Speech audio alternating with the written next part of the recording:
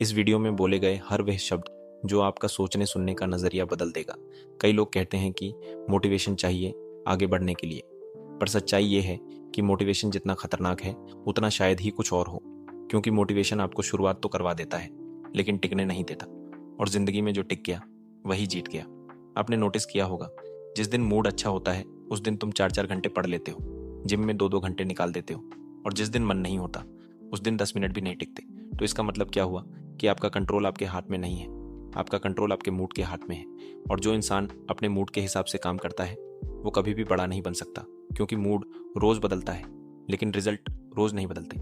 Result बदलने के लिए आपको रोज़ वही काम करना पड़ता है, चाहे मन करे या ना करे। डेविड गोगिंस कहते हैं कि जब आप थके होते हो, जब आपका मन नहीं करता और फिर भी आप काम करते हो, वहीं असली ग्रोथ होती है। लेकिन हम क्या करते हैं, जैसे ही थोड़ा सा भी अनकंफर्टेबल लगा हम पीछे हट जाते हैं। हमने अपने दिमाग को इतना आराम दे दिया है कि अब वो थोड़ी सी भी परेशानी को खतरा समझने लगता है, और जैसे ही खतरा महसूस होता है वो आपको रोक देता है। इसलिए आप बार बार शुरू करते हो और बार बार छोड़ देते हो। आपको लगता है कि आपको मोटिवेशन की कमी है, लेकिन सच्चाई ये है कि आपको सिस्टम की कमी है। क्योंकि मोटिवेशन आपको पुश करता है लेकिन सिस्टम आपको पकड़ के रखता है। मान लो एक इंसान रोज़ 10 मिनट भी पढ़ता है लेकिन हर दिन पढ़ता है, और दूसरा इंसान हफ्ते में एक दिन 5 घंटे पढ़ता है। 1 साल बाद कौन आगे होगा? जवाब आसान है, लेकिन हम फिर भी मुश्किल रास्ता चुनते हैं क्योंकि हमें कंसिस्टेंसी बोरिंग लगती है। हम चाहते हैं कि हर दिन नया फील आए, एक्साइटमेंट आए। लेकिन सच ये है कि ग्रेटनेस कभी एक्साइटिंग नहीं होती, वो रिपीटेटिव होती है। वही काम बार बार, इतने टाइम तक जब तक दुनिया नोटिस ना करने लगे। जेम्स क्लियर अपनी किताब एटॉमिक हैबिट्स में बताते हैं कि छोटे छोटे एक्शंस जो रोज़ रिपीट होते हैं वही ज़िंदगी बदलते हैं। एक दिन का एफर्ट कुछ नहीं बदलता, लेकिन रोज़ का एफर्ट सब कुछ बदल देता है।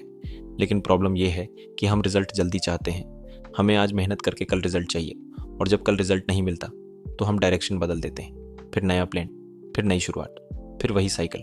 और यही साइकिल आपको थका देती है, मेंटली भी और फिजिकली भी। आप काम से नहीं थकते, आप बार बार रिस्टार्ट करने से थकते हो।